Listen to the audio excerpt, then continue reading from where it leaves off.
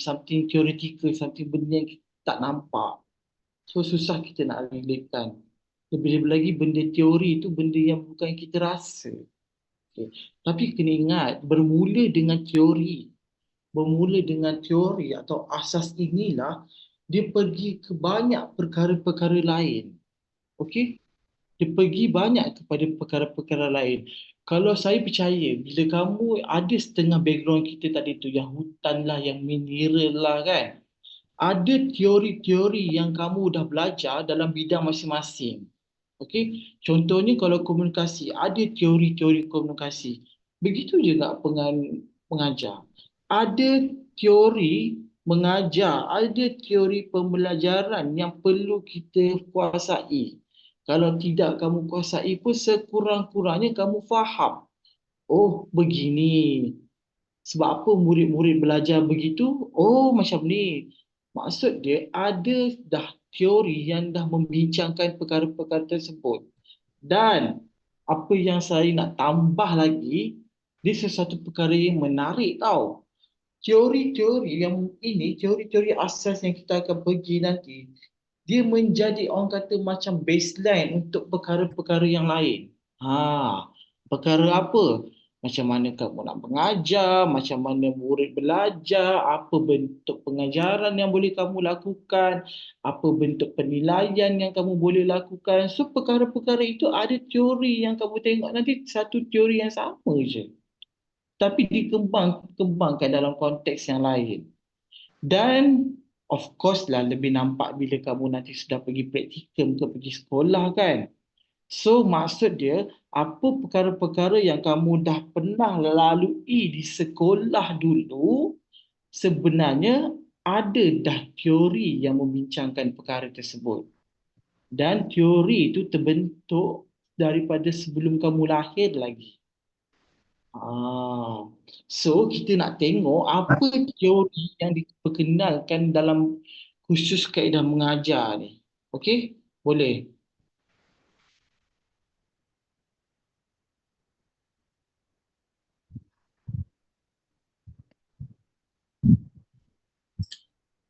Okay, so saya nak check dah record belum? Belum record. Recording in progress. Okey, baik. Bahan-bahan ni saya akan bagi. Please kamu invite, pastikan ketua, tolong pastikan semua rakan-rakan sudah ada dalam grup Telegram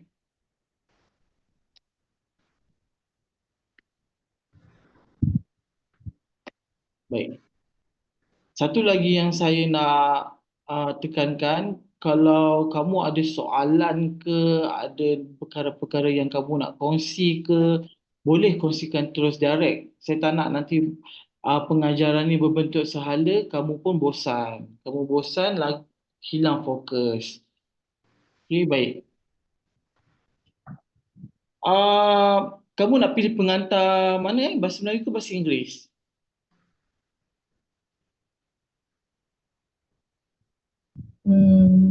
Tak kisah doktor tapi bahasa Melayu kot preferable. Prefer bahasa Melayu lah. Prefer nak penyampaian dalam bahasa Melayu. Okay? Okey, boleh, tak apa. Tapi saya punya bahan ni bahasa Inggeris tau. Tapi dia mudah faham lah. Tapi ya, itu bukan perkara yang big problem.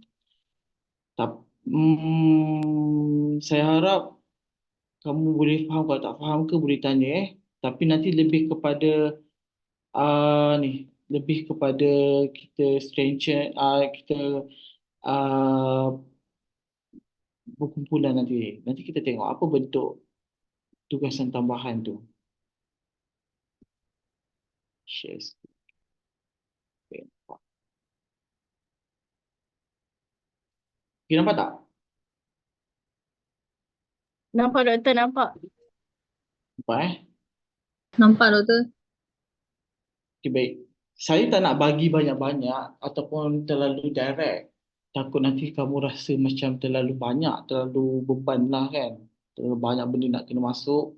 So saya bagi nanti saya susun beberapa style nanti. Kita try buat sama-sama apa semua Okey, baik. Learning theories, teori pembelajaran. Okey. Kalau kita tengok macam ni tau.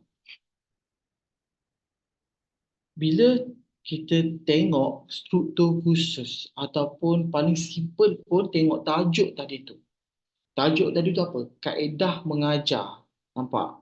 Bila sebut kaedah mengajar, so kita faham siapa sebenarnya tugas kaedah untuk melaksanakan mengajar tu. Siapa? Guru. Yes, guru. Secara simple, guru. Tetapi kalau kita tengok struktur khusus tadi, pertama sekali teori pembelajaran. Siapa sebenarnya yang melaksanakan pembelajaran tu?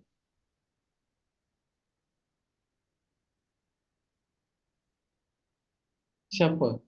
Kalau di sekolah, siapa yang sedang melaksanakan pembelajaran tu? Guru. Guru. Murid. Belajar. Murid, betul tak? Simple. Murid belajar, guru Bagi pembelajaran. Mengajar. Belajar. yes. Mengajar. Murid belajar, guru mengajar. Okey. Sebab itulah mungkin kamu pernah dengar istilah PDP, pengajaran dan pembelajaran. Okey. Istilah PDPC, pengajaran dan pemudahcaraan semua tu kan. Okey, baik. Contoh PDP, pengajaran dan juga pembelajaran. So, aktiviti PDP ni aktiviti guru mengajar dan murid belajar. Itu perkara yang berlaku di dalam kelas. Okey? Mungkin ada setengah kamu yang mungkin baru faham, baru tahu ataupun mungkin ada yang kamu dah tahu kan. Okey, tapi konsepnya begitu. Bila kita sebut mengajar, guru yang laksanakan. Bila kita sebut belajar ataupun pembelajaran, murid yang melaksanakan. Tetapi kalau kita tengok konteks dalam kita punya topik pertama sekali, teori pembelajaran. Nampak? Maksud dia apa? Teori apa sebenarnya kaedah pembelajaran murid. Okey. Macam ni tau. Yes, saya tahu kamu baru nak menghadapi dunia-dunia pendidikan. Tetapi saya terus nak andaikan yang kamu ini adalah seorang cikgu terus. Okey? Saya andaikan yang sekarang ni memang kamu seorang cikgu terus. Boleh? So, jadi bila kamu seorang cikgu, saya terus direct kepada nanti situasi-situasi di sekolah, perkara-perkara yang berlaku di sekolah. Let's say kalau kamu macam confused, kamu bagi tahu, cakap kamu tak dapat relate, tak dapat kaitkan. Paling tidak pun nanti kita cuba bawa pengalaman kamu bila kamu belajar di sekolah sebagai seorang student. Okey? Boleh. So sekarang ni andaikan kamu ialah cikgu dan kamu nak mengajar murid kamu. Okey. Kalau kita sebagai cikgu tapi kita tak tahu sebenarnya gaya ataupun macam Salam doktor. apa dia? Saya Alia. Saya nak perkenalkan diri kejap lah. Saya Alia. Okey, boleh Alia. Alia. Saya tinggal dekat Kajang. Saya belajar degree International Business dekat Asia Pacific University, Kuala Lumpur. Okey, Alia okey, baik-baik. Okey, Alia Sadon kau tengah betul. kerja sekarang. Kerja. Sorry. Kau boleh tak fokus? Boleh. Dapat ada pelepasan tak? Tak dapat. Okey, tak apa. Alia nanti kalau ada masa curi-curi rehat waktu rehat ke kalau ada kelas join sikit-sikit, okey? Boleh Okey, Alia? boleh. Okey. Okay, thank you Alia. Okey, baik. Terima kasih Alia. Sama. Okey, kita balik semula kepada teori pembelajaran. Baik.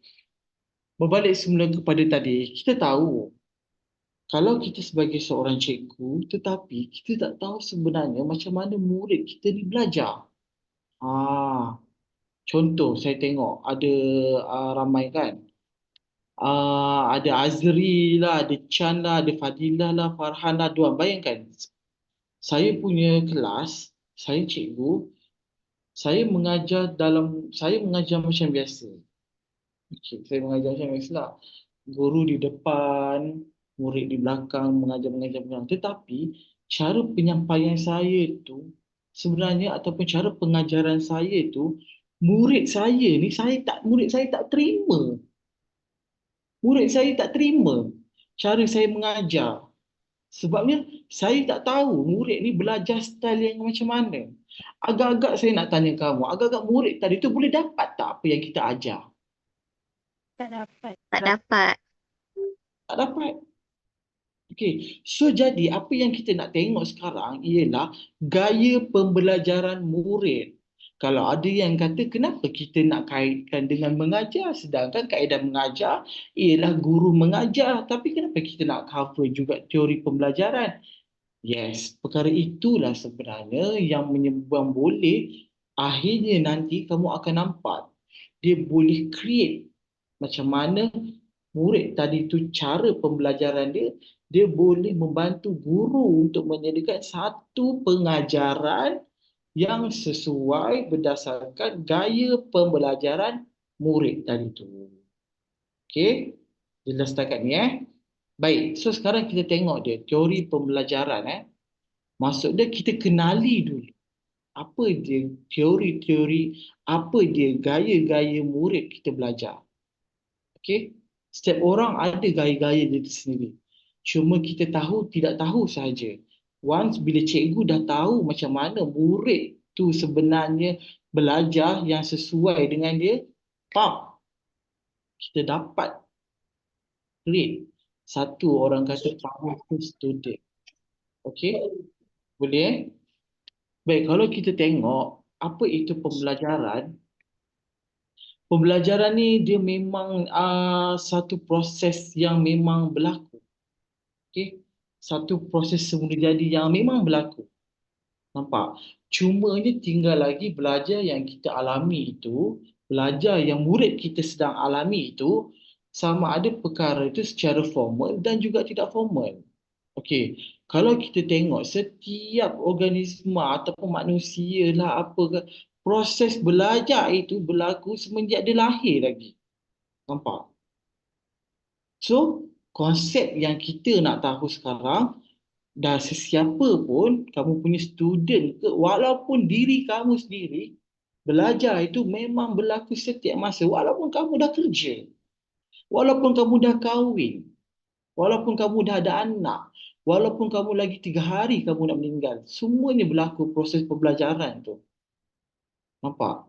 Dia memang perkara yang semula jadi berlaku.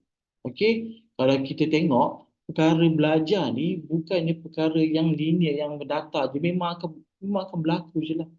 Memang proses yang memang sentiasa berlaku. Apa yang saya sebut tadi sama ada perkara itu secara formal ataupun tidak formal. Okey? Nak simple lagi nampak. Kita tengok, mungkin siapa sini pernah ada anak ataupun anak buah ke, paling tidak pun siapa sini pernah nampak bayi.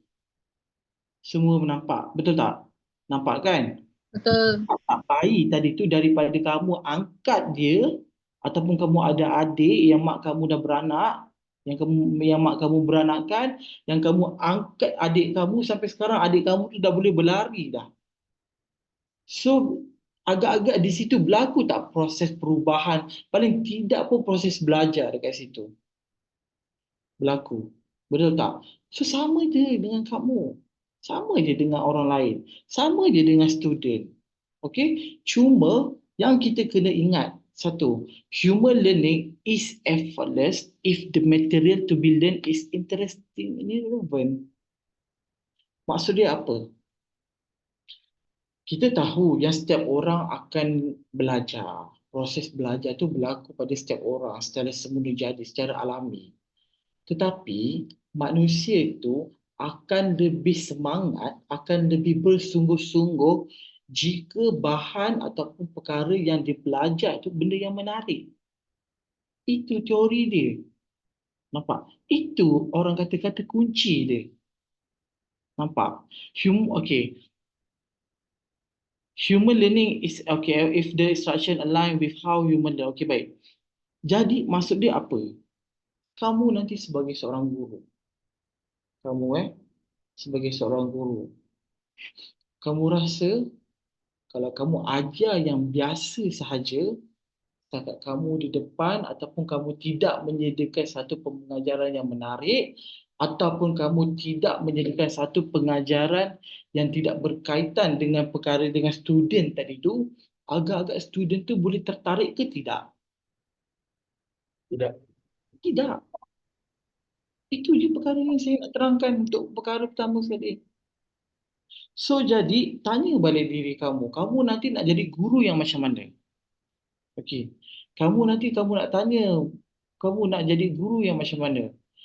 Kamu rasa memandai saya ajar tak memberikan orang kata fokus kepada student 25 hari bulan saya dapat gaji, saya dah pencen, dah pencen, saya dapat pencen, saya dapat full PWSP saya, cukup, bye. Kamu fikir, kamu nak guru yang macam mana? That's why, seawal lagi sebelum saya bagi tahu, sebelum kita masuk, saya cakap apa? Once kalau guru tadi tu gagal mengajar, dia bukan beri efek kepada diri kamu. Dia beri efek kepada orang lain yang kamu ajar tu. Boleh jadi satu generasi, satu keturunan dia gagal. So, tanya balik kepada diri kamu. Kamu akan pergi ke sekolah jadi cikgu dan kamu sendiri pilih kamu nak jadi guru yang macam mana. Kita dah tahu dah kata kunci dia. Pembelajaran akan lebih menarik, pembelajaran akan lebih menarik sekiranya perkara yang nak diajar tu menarik. Okey? Orang akan lebih semangat nak belajar kalau bahan perkara yang kamu nak ajar tu menarik, ngam dengan kamu punya jiwa, ngam dengan kamu dengan apa yang sedang kamu lalui. So benda yang nak kena adjust tu semua tu siapa? Cikgu. Okey? Boleh. Baik. Ada apa-apa setakat ni soalan ke? Tak ada. Baik. Kalau kita tengok pembelajaran ni kan, learning outcomes can serve as a benchmark to measure a success of a university. Learning outcome as being something that student can do now that, okay, baik. Outcome something that is by effort acquisition learning, baik. Satulah. Ini orang kata macam mana kita nak mengukur lah. Mengukur kita punya hasil. Okay? Agak-agak bila kamu mengajar, bila kamu beri satu pengajaran kepada student kamu dan kamu nampak perubahan tingkah laku yang positif ke, ataupun kamu nampak budak tadi tu sama je bodoh dia kan. Sama apa ni aku ajar tak betul-betul budak. Wahai budak ni bukannya OKU. Agak-agak kamu rasa apa yang tak kena. Paling simple sekali, yes. Mungkin apa yang kamu ajar, perkara tersebut tak align dengan sebenarnya cara belajar student tu. Okay. So jadi ini antara perkara-perkara yang kita boleh nampak. Kalau kita nak tengok, ada tak hasil daripada pengajaran kita tadi tu. Antaranya ialah perubahan tingkah laku, penguasaan dalam pengetahuan, perubahan dalam kemahiran dia dan juga sikap dia. Itu semua benda yang jelas, yang biasa yang kita boleh nampak. Yang kita sebagai manusia normal kita tahu. Kita boleh nampak. Kalau kita nampak, oh, ni ada perkara-perkara perubahan. Lah, kalau dulu dia ni tak pandai. Kan? So sekarang ni dia dah pandai. So maksudnya adalah perubahannya. Maksudnya pengajaran kamu tu simple lah. Tetapi kalau tidak nampak perubahan-perubahan tersebut yang dinyatakan macam dalam ni, agak-agak dekat mana silap dia? Adakah kita bagi, student ni lah, kenapa aku ajar student lain, boleh student tak boleh? Jujur dengan saya, pernah tak berpengalaman kamu berhadapan ke ataupun kamu sebagai seorang cikgu ke pernah dengar kata-kata macam tu? Orang lain boleh, kenapa kau tak boleh? Pernah tak? Jujur, pernah tak? Benar. Pernah. Yes, pernah. Saya pun pernah alami benda tu. Nampak? Tapi kamu sekarang ni yang dah tahu bahawa setiap pelajar kamu ni dia ada kaedah-kaedah, ada cara-cara pembelajaran masing-masing. Sebenarnya dah tak wujud dah, ataupun nanti akan datang tak ada dah isu. Kenapa aku ajar dia boleh, kau ajar tak boleh? Sebabnya dia yang tak boleh tu cuma tak kena sahaja. Tak tak tepat lagi. Kalau kita baling dat tu kan, tak tepat. Tak tepat macam mana style dia belajar. Okay? Boleh Okay, what does learning mean to you? Okay, baik. Saya nak tanya kepada kamu. Siapa dulu pengalaman? So, mungkin boleh cerita lah seorang dua orang Siapa boleh kongsi pengalaman waktu dia belajar dulu sekolah, yang maksud dia pengalaman dia dengan cikgu yang dalam konteks belajar lah tapi pengalaman yang negatif lah.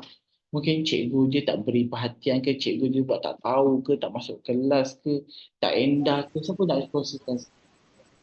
Okay. Siapa? Cuba kongsikan. Tak apa, cerita cikgu pun dah lama dah kan. Okay, baik. Cikgu tak tahu hidup lagi ke tak? Okay, baik. Cuba kongsi.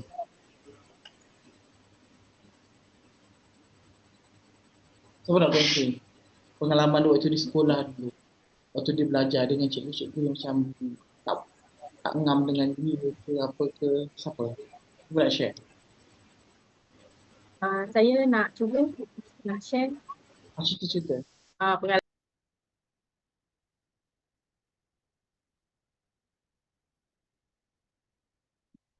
masa saya sekolah menengah. Cikgu ada bagi kerja sekolah lah. Lepas tu dalam beberapa hari kemudian kena hantar homework tu. Tapi masa nak hantar homework tu saya tak tahulah sebenarnya ada homework. Jadi saya kena marah. Lepas tu cikgu tu kata bullshit lah dekat saya. Saya bagilah alasan kenapa saya tak dapat hantar kan. Sebenarnya isunya saya tak dengar arahan dia. Saya ni masa tu saya ada masalah tumpuan. Saya ada ADHD yang tidak dirawat. Isunya puncanya sebab saya duduk belakang sekali. Lepas tu saya tak terimalah arahan yang dicakap tu. Jadi masa tu trauma lah untuk saya sampai sekarang. So, ada ADHD? Ya, saya ada ADHD. Masa tu belum dirawat lagi, belum didiagnose lagi masa tu. So, sekarang dah ada diagnose lah. Sekarang dah ada diagnosis. Ada dapat kad tak? Jadi doktor ada kad. Okey. Okey, baik. Okey, ini menarik. Okey, yang lain pula? Siapa ada nak kongsi? Saya ada intellectual tinggi, jadi mungkin macam cikgu pun macam tak expect lah. Dia rasa bila awak pandai, awak sepatutnya boleh bagi tumpuan. Jadi bila dia rasa saya tak dengar, macam dia rasa nonsense lah. Okey, baik. Okey, thank you Sheila Okey, yang lain ada siapa lagi yang nak kongsi?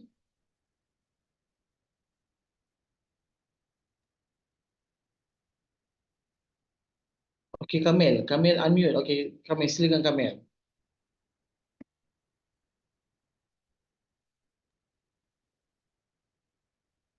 Kamil cuba tak dengar suara Kamil. Apa yang kami cuba bualkan? Cuba Kamil cerita. Okey, apa yang kami nak luahkan ni? Okey. Tak ada, tak jadi. Okey, siapa lagi? Dengar tak, Doktor? Okey, dengar. Hello. Okey, dulu saya nak ceritakan dulu pengalaman saya sebagai seorang pelajar sekolah menengah. Dulu saya sekolah boarding school, sekolah asrama lah. Penuh. And then cikgu agak skeptikal untuk mengajar budak-budak sukan ni yang walaupun yelah asyik keluar sekolah, dia cakap future masa depan tak ada, padahal kita orang sekolah asrama penuh kot. And then budak-budak bila dah dengar macam tu, dia orang rasa lagi macam tak nak belajar lah. Tapi at the end of the day, yang perform bila SPM, semua budak-budak sukan. Semua budak-budak yang ada contribute untuk sekolah. And then itulah masalah cikgu pada zaman tu lah dia agak skeptikal untuk budak-budak yang terlalu aktif dekat sekolah. And then kita kena ubah lah benda tu. Okey, Okay, lagi that's it. lain? Okey, dua sikit. Okey, lain?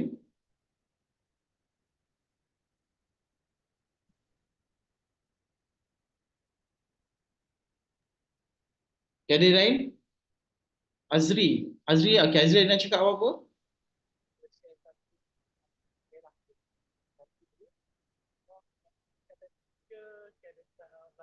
Azri mengadu apa ni? Tak dengar lah. Kurang dengar. Okey. Dengar tak? Okey. Okey.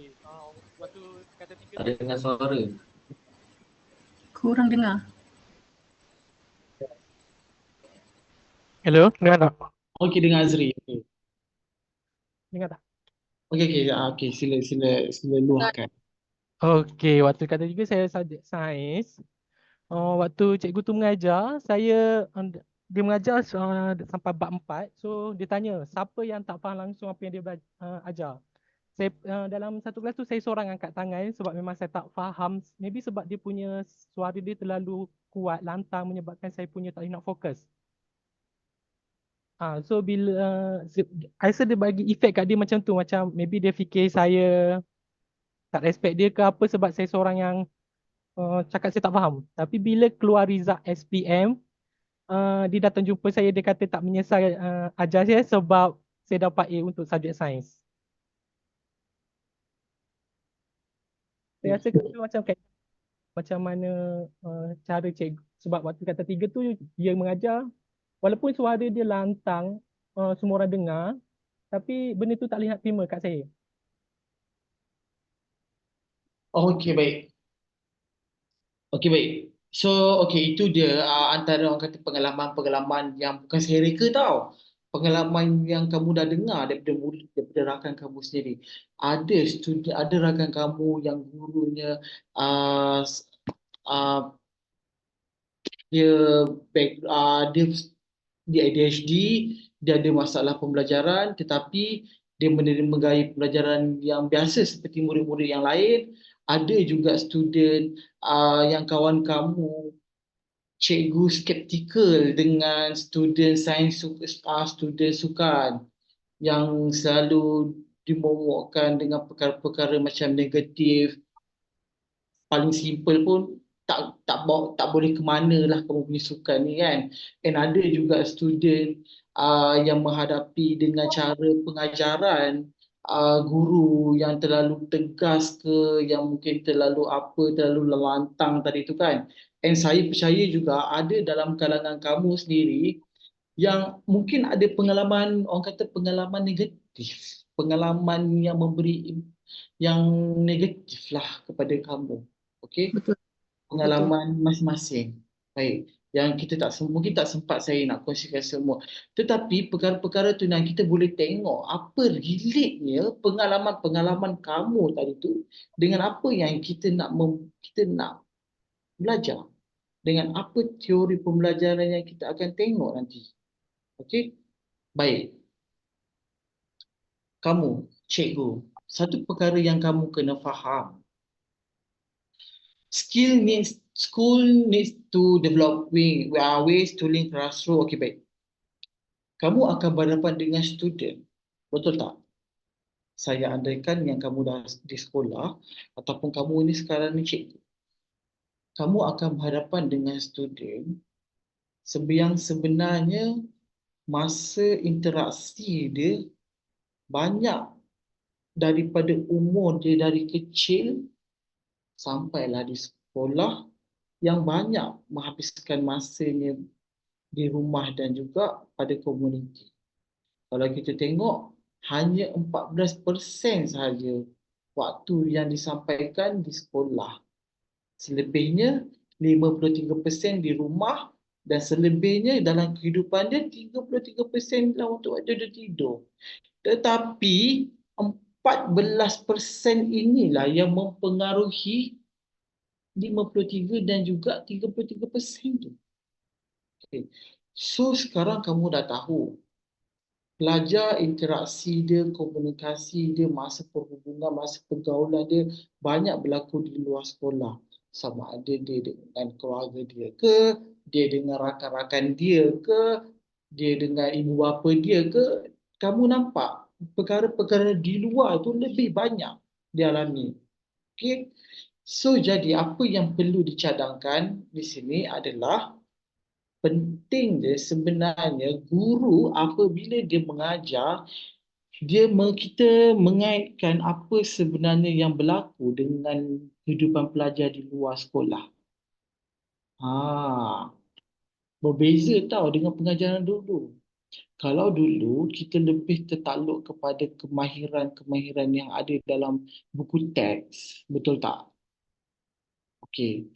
Cumanya apa yang dikaitkan ataupun apa yang disarankan untuk sekarang ini, orang kata pengajaran abad ke-21 ini adalah kamu sebagai guru kenali student kamu.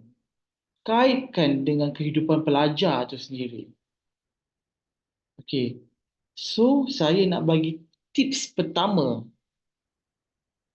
Tips pertama kepada kamu. Bila kamu berada di sekolah, katakan kamu cikgu yang baru posting. Agak-agak apa perkara pertama yang kamu buat? Terutama sekali dalam aspek pengajaran lah. Bukanlah bukannya kamu apa dalam bilik guru ke, bukan. First thing first, apa yang perkara yang kamu boleh buat bila kamu berada dalam bilik darjah, bila kamu mengajar, apa dia? Siapa ada idea? Perkara pertama. Kenal pasti murid. Apa dia?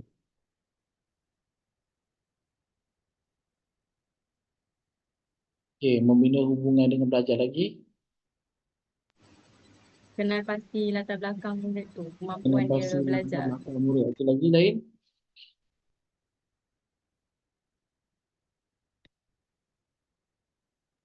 Kemahiran mengajar. Kemahiran mengajar, okey. Okey, lagi lain.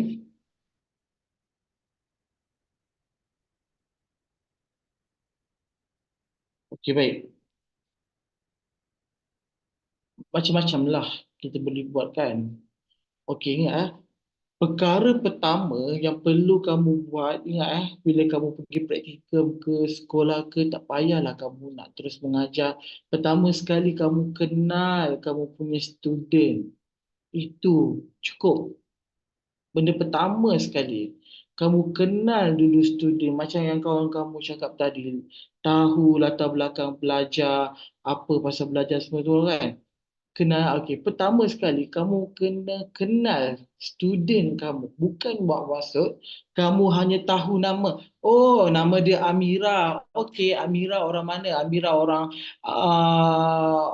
Skinchan. Okey, Amira suka makan. Tak cukup dengan tu.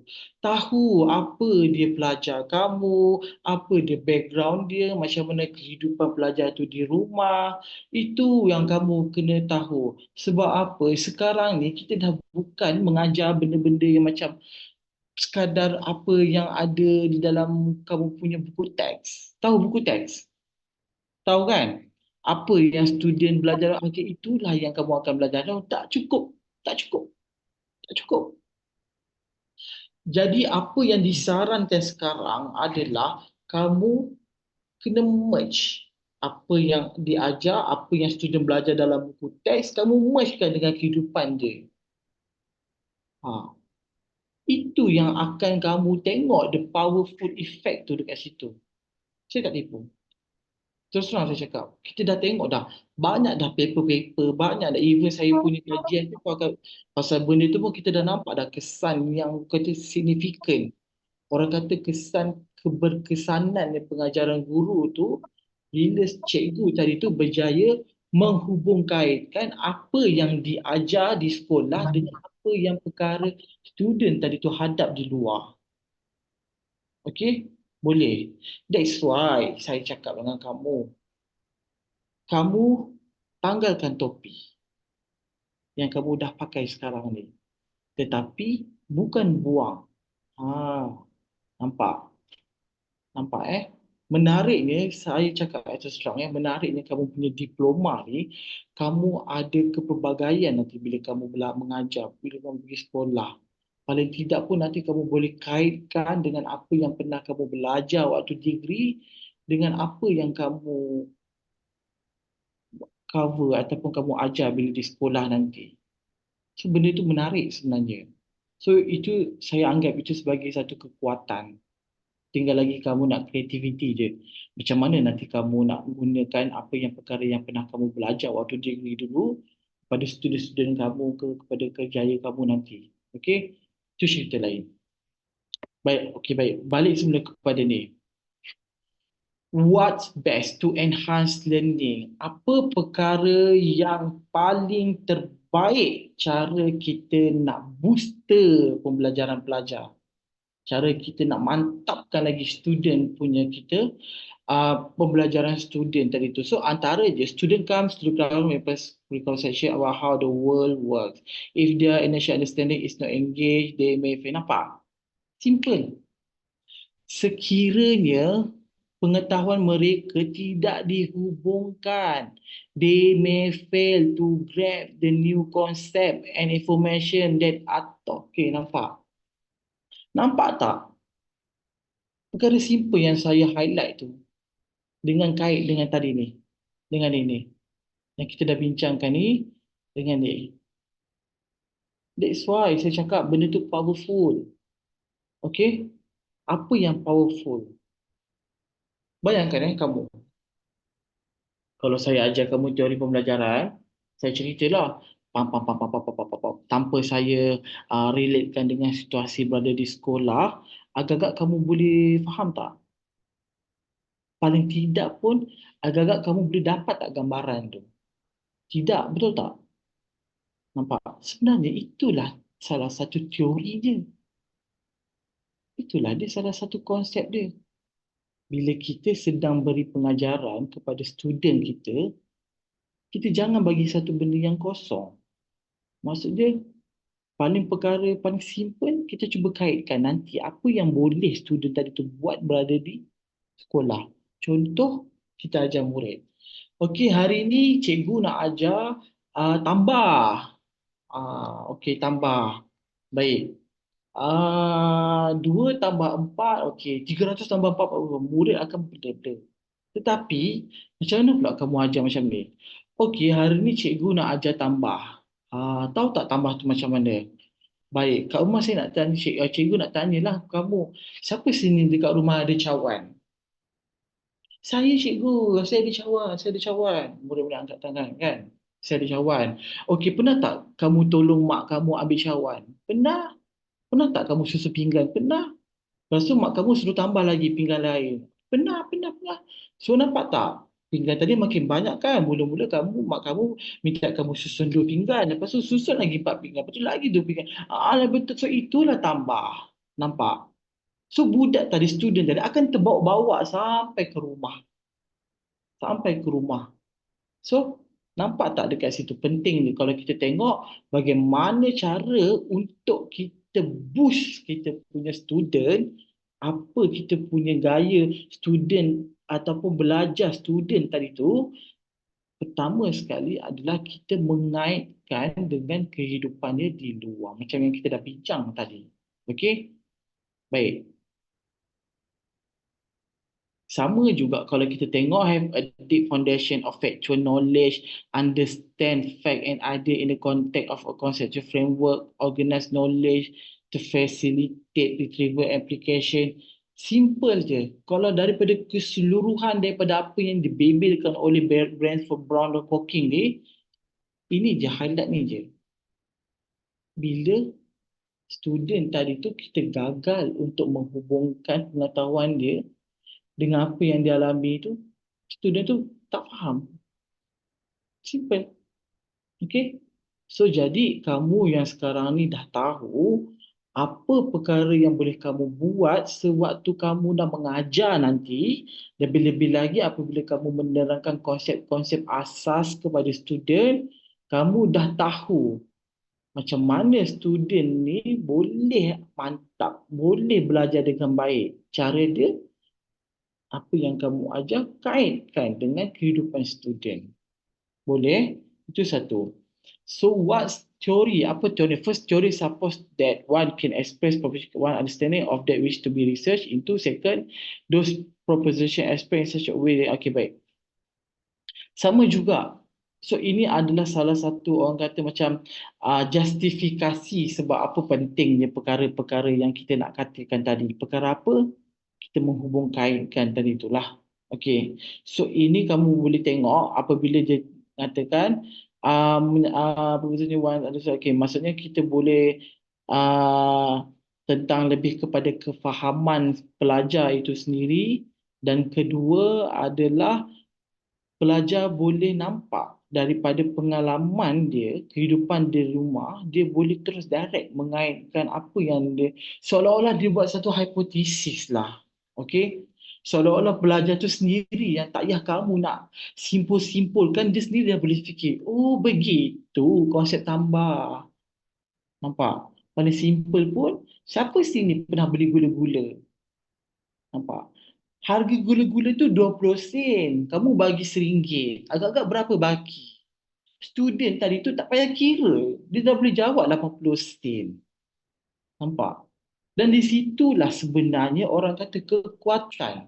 Yang mana once bila kita dah berjaya menghubung kaitkan apa yang dibelajar dengan apa yang student tu pernah alami, student tu sendiri nak boleh nampak kesimpulan dia. Benda ni terpakai juga dekat subjek-subjek yang lain. Tinggal lagi kamu sebagai cikgu, macam mana kreativiti kamu nanti kamu nak menyampaikan, macam mana kamu nak kaitkan, itu terpulang kepada kamu. That's why, first thing first, apa tips pertama yang saya bagi tadi? Apa dia? Kalau ingat? Kenal pelajar. Yes. Kenali student kamu. Okey? Itu perkara pertama sekali. Ingat sampai bila nanti kamu nak pencin, walaupun kamu lagi 2 hari nak pencin ke, ada student baru datang ke dalam kelas kamu tengok, kamu kena tahu dulu student tu macam mana. Okay? Baik. So, the group of predation that bring forward proposal. Okay, baik. Ini, nampak tak? Ini adalah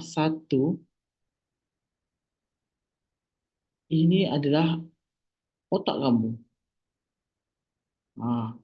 Ini adalah otak kamu. Berdasarkan apa yang dicakap ni kan?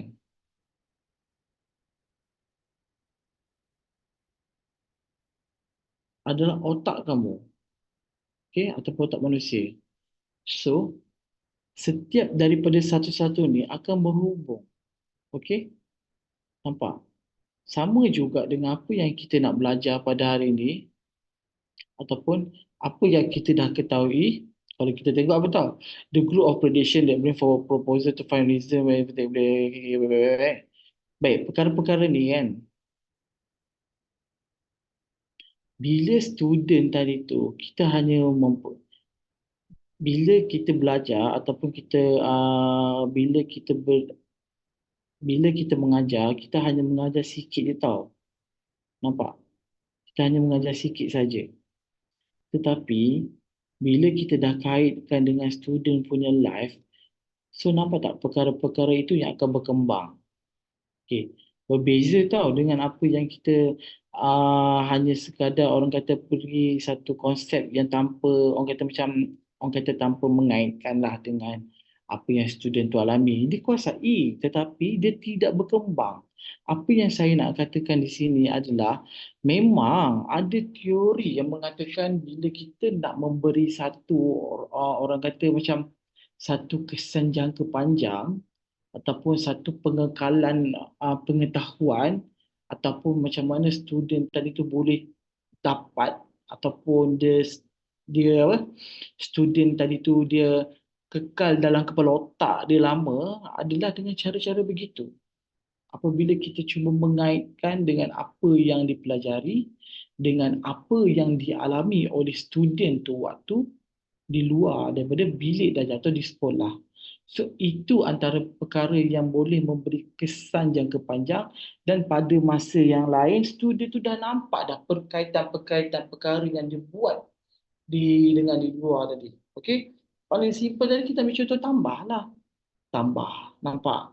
So apabila student tu tadi beli aiskrim, tambah acik, tambah lagi satu, oh makin banyak, konsep makin banyak.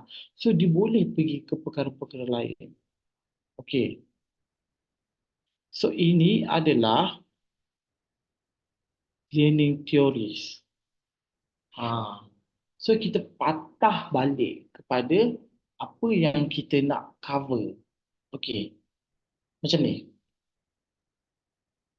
Tadi kita dah tengok bagaimana ada yang tulis sel otak berhubung. Okey, bukan masalah sel otak berhubung, tetapi kalau kita tengok benda tu lebih kepada bagaimana student tadi tu mampu mengembangkan apa yang dipelajari. Okey. So itu adalah salah satu konsep juga yang kita akan sentuh hari ini. Okey. Ingat tak saya kata tadi apa mula-mula? Teori. Saya percaya bila kamu berada di sport, bila kamu berada di waktu program ijazah, bila kelas-kelas teori masing-masing mengantuk, bosan lah kan. Okey, baik. Satu yes. Perkara-perkara teori ni perkara yang susah kita nampak ni, susah kita nak rasa seronok. Tetapi benda ni sebenarnya akan lebih seronok bila kamu nampak nanti apa fungsi keempat teori pembelajaran yang kita akan sentuh. Dan nanti kamu akan tengok bagaimana empat teori asas ini dia boleh beri kesan kepada kamu punya student, kesan kepada pengajaran kamu, kesan kepada pentaksiran, kesan kepada cara kamu nak memujuk student kamu. Tengok. Dia bermula dengan 4 teori ni. Okey? Pertama sekali antaranya behavioral, learning theory, kognitif, humanistik dan neurological. Okey. Baik, kita pergi kepada behavioral. Okey, mungkin ada dari siapa sini pernah dengar teori tingkah laku, teori pembelajaran tingkah laku? Adakah yang pernah dengar di sini? Tak pernah? Pernah. Pernah So saya harap untuk kamu yang dah pernah, boleh kamu kaitkan dengan apa yang kamu dah pelajari, tetapi apa yang saya nak kita bincangkan pada hari ini, saya akan terus bawa kepada sekolah. Okey? Saya akan terus bawa kepada situasi. Boleh? Boleh Boleh Dok. Okey, baik. Pandangan teori tingkah laku. Okey, baik. Ivan Pavlov adalah salah seorang pelopor ataupun salah seorang tokoh yang memperkenalkan teori tingkah laku. Okey? Bila kita sebut teori tingkah laku, maksudnya ini adalah antara orang yang pertama yang memperkenalkan teori tingkah laku. Selepas itu, teori tingkah laku tu diperbesarkanlah. Kita tak tahulah jadi apa. Dan kita nampak nanti ada antara pecahan-pecahannya dalam struktur khusus-khusus nanti kita akan tengok teori tingkah laku, teori tingkah laku, teori tingkah laku. Okey, baik. Teori tingkah laku oleh Ivan Pavlov ataupun kita panggil Pavlov adalah individu yang memperkenalkan teori pembelajaran tingkah laku yang mana learning as a relatively permanent change in behavior potentially that occur as a result of experience. It's based on the principle of stimulus and response. It's rooted, delayed, or okay, baik. Ringkasannya begini. Ivan Pavlov dia memperkenalkan satu teori yang mana murid ataupun individu akan berminat untuk belajar apabila melibatkan perkara-perkara pergerakan ataupun perkara-perkara tingkah laku. Okey? Antara perkara-perkara yang ditekankan, antara prinsip-prinsipnya adalah prinsip stimulus ataupun dan juga respon, rangsangan dan juga tindak balas. Maksudnya begini, murid yang belajar gaya Pavlov ni, gaya tingkah laku ni, dia bukannya seseorang yang boleh kita ajar pada simpel macam ni lah. Kalau saya ajar pakai mulut ataupun cikgu sejarah lah. Ini yang tipikal cikgu sejarah. Semua pernah belajar sejarah? Pernah kan? Pernah.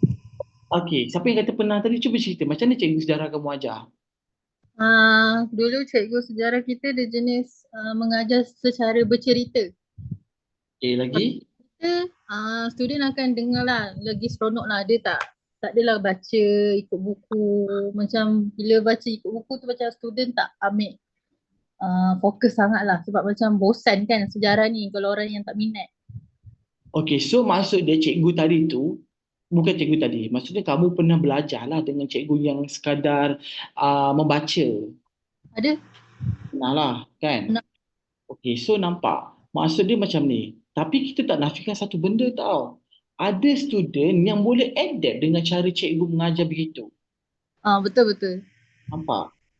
So jadi Ivan Pavlov dia menerangkan ataupun dia menunjukkan teori bahawa pelajar ini ada kumpulan pelajar yang tidak boleh menerima gaya pembelajaran begitu.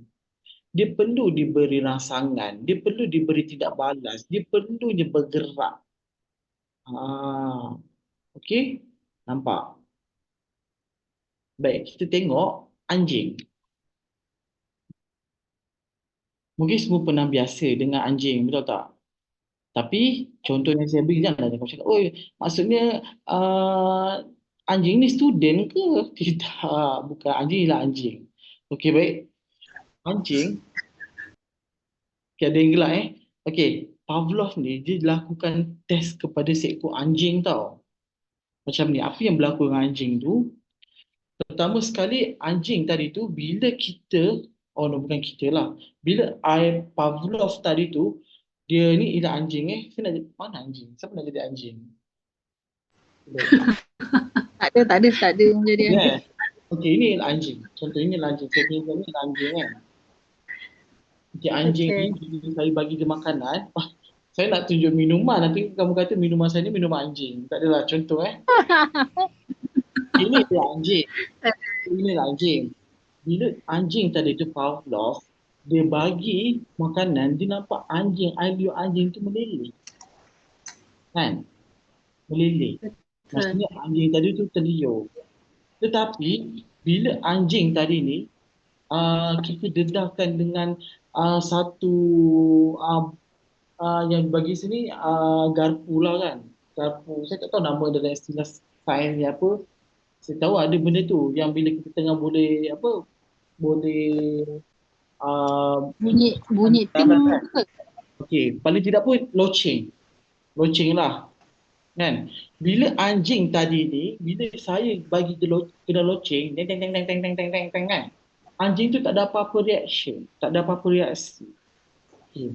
Tetapi bila saya gabungkan anjing tadi ni dengan makanan dan juga loceng, so anjing tadi tu terliur, anjing tadi tu datang. Okey, baik. So jadi selepas daripada fasa saya memperkenalkan loceng dan juga makanan, saya hanya menggerakkan loceng saja. Anjing tadi tu pun dah datang ataupun terliur. Dia tahu. So nampak tak? Itu adalah konsep stimulus, konsep rangsangan. Okey? Bukannya maksud dia kamu rangsang student kamu makan anjing. Bukan. Bukan kamu nak try kamu punya student tadi tu dengan loceng. Bukan. Maksud dia begini. Apabila kamu memberi galakan kepada student, kamu contohlah, paling simple macam ni. Siapa yang nak jawab soalan ni? Saya. Student tak nak jawab tau. Tak nak angkat. Kena ada gula-gula. Yes, tapi bila cikgu bagi gula-gula lah, apalah, rancangan lah kan. Lepas tu cikgu, saya nak jauh, saya nak jauh, saya nak jauh, saya nak budak. Nampak kan student tadi, saya nak bising lah kan. Baru je macam, baru je meleleh. Baru air meleleh, bukan begitu. Baru je semangat nak, kan. So jadi cikgu ada gula-gula, tahu tak ni budak dah tahu. So dekat situ lah Pavlov menerangkan apa tahu. Adanya perlunya salah satu stimulus perangsang kepada student tadi. Okey. Sama juga, saya pernah pergi ke Merapu bagi makan ikan namanya? Kelas. Bukan ikan Kelah. Ikan kelah. Kelah. Yang mana ikan kelah yang memahami bahasa loceng. Okay. Penjaga tu dia tak panggil dah bagi makan. Dia punya keling. Ikan kelah tu dah berduyun datang. Baru diberi makan. So nampak tak salah satu stimulus rangsangan yang dekat situ. Dan ini adalah contoh bahawa manusia ni apabila dia belajar, dia memerlukan rangsangan. Okey. Dikaitkan dengan yang mula-mula tadi, apa dia? Apabila benda tadi tu, yang perkara yang nak diajar oleh student tadi tu menarik, dia akan lebih tertarik untuk belajar. So itulah salah satu konsep Pavlov yang diperkenalkan oleh Pavlov lah. Contohnya begini. Apabila Karen sat for her numeracy test, she started to panic and fled from the room in tears. When teacher asked her what happened, she explained what her mind had gone a complete blank and she was unable to focus on the questions. When the teacher went through the question with Karen face to face, it was clear she knew the answers and her excellent result in other tests demonstrated she was not afraid of exam, but she really have a phobia of numeracy test. Cerita dia macam ni. Apabila Karen, seorang pelajar, dia menduduki satu test lah, matematik. Dia macam risau, macam cuak, macam takut. Tapi apabila cikgu dia berada dengan dia rasa nak belajar, baru dia boleh jawab dengan tenang. Okay. So itu salah satu yang kamu boleh nampak, yang mana Pavlov tadi ni, teori behavioral stimulus ni beri kesan sebenarnya kepada pelajar. Okey? Dan nanti kita akan tengok lebih jelas perkara-perkara tersebut. Okey, so ini salah satu cara bagaimana kita nak berhadapan dengan seseorang yang takut ataupun seseorang yang negatif lah, ataupun yang mungkin trauma dengan subjek-subjek yang susah-susah. And ini yang perkara yang kamu akan dapat, yang kamu akan hadapi. Okay. Pertama, getting them to examine the root. Okay. Kita bagi tahu student, kita kenal pasti sebenarnya apa punca masalah ataupun punca perasaan-perasaan negatif, apa punca student tadi itu takut dengan subjek-subjek tertentu. Okay. Macam student, apa sebenarnya sebab dia takut dengan sains, matematik. So kita kena tahu. Mungkin itu pengalaman dia trauma dengan pengajaran dia sebelum ni. Kalau kita tengok kawan kita cerita tadi, sebab apa dia macam kurang suka dengan subjek sejarah, apa yang dia buat? Apa yang dia hadapi? Dia hadapi dengan cikgu yang hanya membaca buku sahaja. Betul tak? So itu salah satu orang kata root antara problem dia lah. Itu dalam konteks kawan kita yang sejarah tadi. Okay, making them aware of the relevance of the subject. Kita jelaskan kepada student sebab apa perkara-perkara tersebut yang kamu belajar ni penting. Benda-benda yang kamu, sejarah yang kamu nak belajar ni relevan. Okay, taking out the menace about failing test. Okay, kita bagi tahu sejarah yang kalau kamu ni gagal ke apa, masih lagi ada cara lain untuk berjaya. Lepas tu secara perlahan kamu bina